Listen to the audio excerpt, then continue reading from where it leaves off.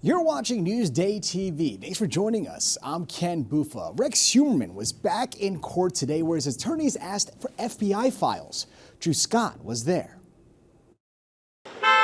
Rex Heuermann's ex-wife walked into the courthouse early. Her estranged husband had a conference where the prosecution exhibits and DNA information was handed over by District Attorney Ray Tierney. It included data from several hundred digital devices, including laptops and cell phones. We recovered approximately 422 digital devices from the defendants, from locations associated with the defendant. So if you look at that, that's a tremendous amount. We have to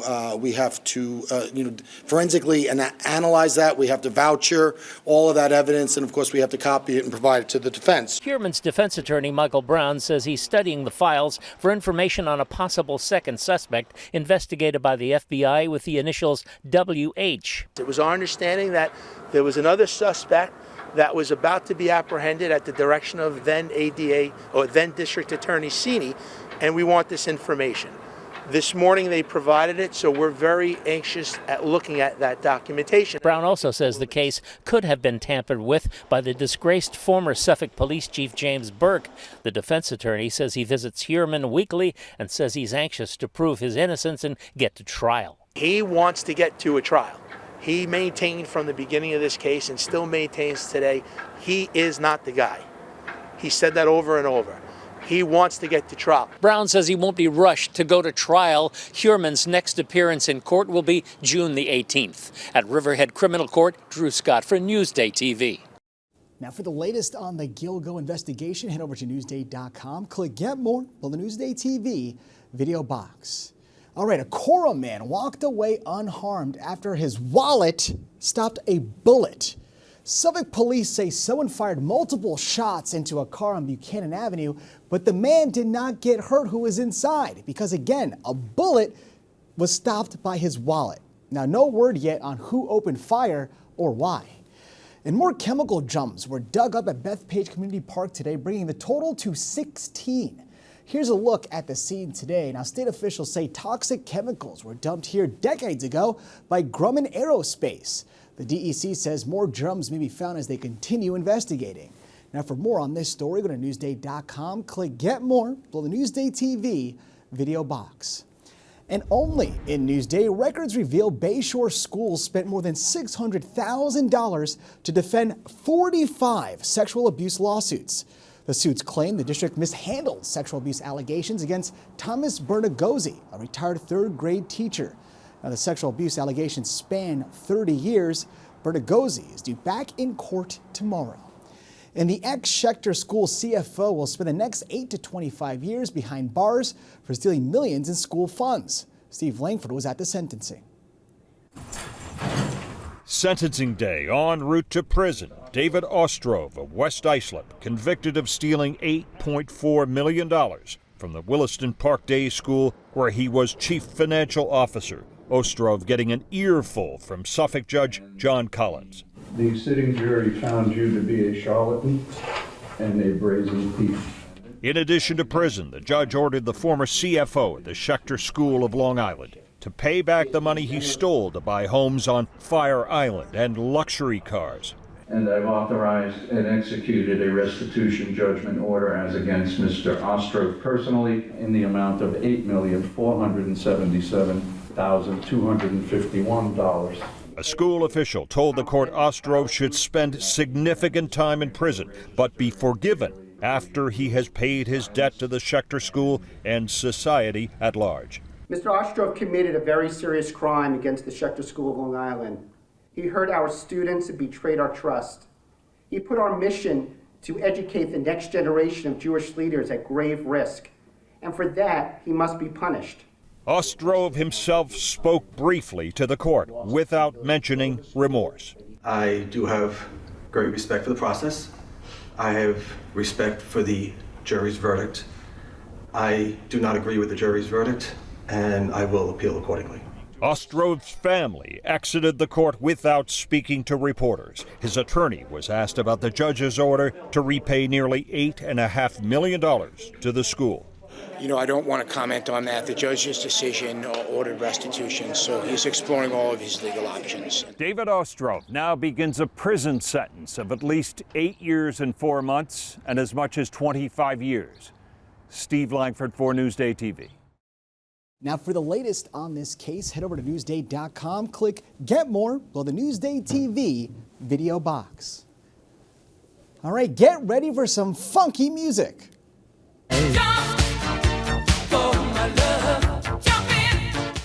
That's right, the Pointer Sisters, the Commodores, and the Spinners are coming to Jones Beach on my dad's birthday, July 25th. Tickets go on sale Friday at 10 a.m. Good luck.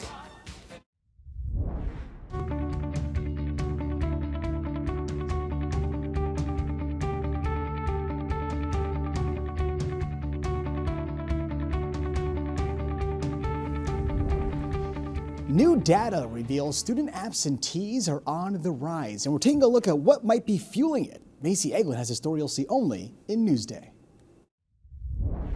Long Island school districts are dealing with what's being called chronic absenteeism in recent years. Newsday's education reporter Don Donzo has been working on this story for us. So what's the trend that you've seen lately? How many days are these students actually missing? So chronic absenteeism means the student is missing 18 or more days out of the 180 days of the entire school year. What we've seen is that the rate of students who are considered chronic absent in Long Island schools has doubled since the pandemic. At what rate are you finding this? Like how many students are missing this many days? So it's 1 out of 5 of students in Long Island schools who are missing that many days. Yeah, that's significant. Is it something that you're seeing across the board? I mean, is it certain districts, certain age groups? It is across the board, and this is not just a local problem, it's happening everywhere else in the country as well. Okay, so a nationwide problem. Why is this happening? So obviously the pandemic is a big reason, right? We've had so much disruptions during the pandemic years. There are some other reasons for one could be outside factor, right? For example, a student has to take care of a younger sibling or has to work, so he or she couldn't come to school, or a student avoids school because of bullying or anxiety, so they don't want to come. Kind of a case-by-case basis. What's being done locally here to, get them back in class? Right, I would just use Uniondale as an example. The district, they have an attendance team down to the building level. At elementary school, for example, they would have the entire team, they would review the attendance data every week. And they would have a list of students, literally, who may be trending chronically absent, or and they would list the number of days they've missed in school, so they can target those individual cases for intervention. Right, and find out exactly what's going on with them. Right. Keep them accountable. All right, well, thank you, Don. Now, to read more on this story, go to Newsday.com, click Get More below the Newsday TV video box. We are revisiting the Harlem Renaissance 100 years later in today's Adventures of Scott Vogel.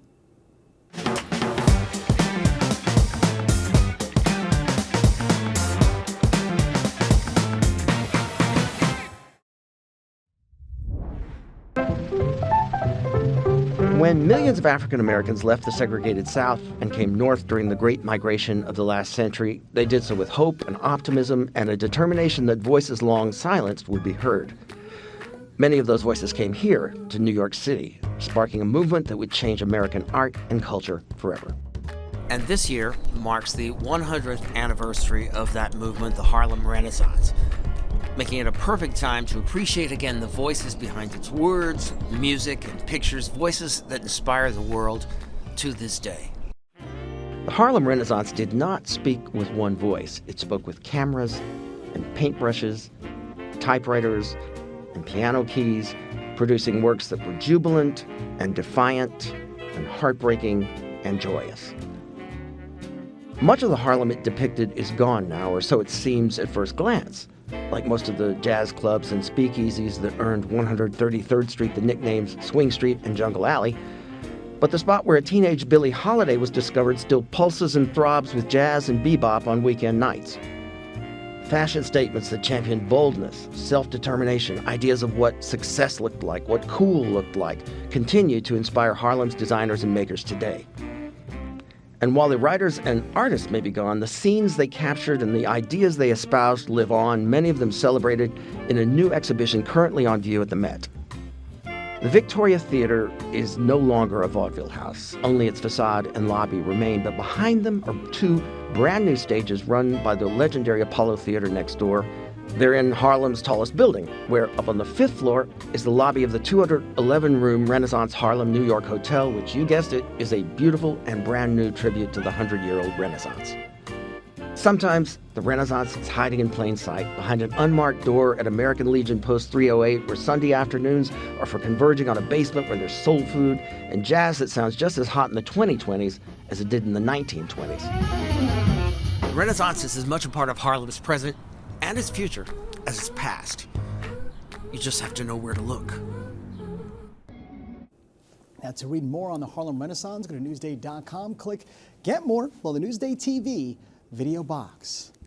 Now let's take a look at your wet Long Island weather. At least it didn't start off that way today, because if you were outside this morning, it was absolutely gorgeous. But tonight is a different story. You can see the rain is a-coming and the temps will be in the mid-40s. And tomorrow looks like we'll have a bit of rain too. So taking a closer look at tomorrow, you can see it's pretty much light rain all day, and it'll clear up during your evening commute. But take a look at the 7-day forecast. Now, earlier today, Saturday, looked like rain. That has changed. We have a dry weekend so far. Let's hope it stays that way. Long Island weather is brought to you by Fire Island Ferries. You're watching Newsday TV. I'm Ken Buffa. Thank you so much for joining us.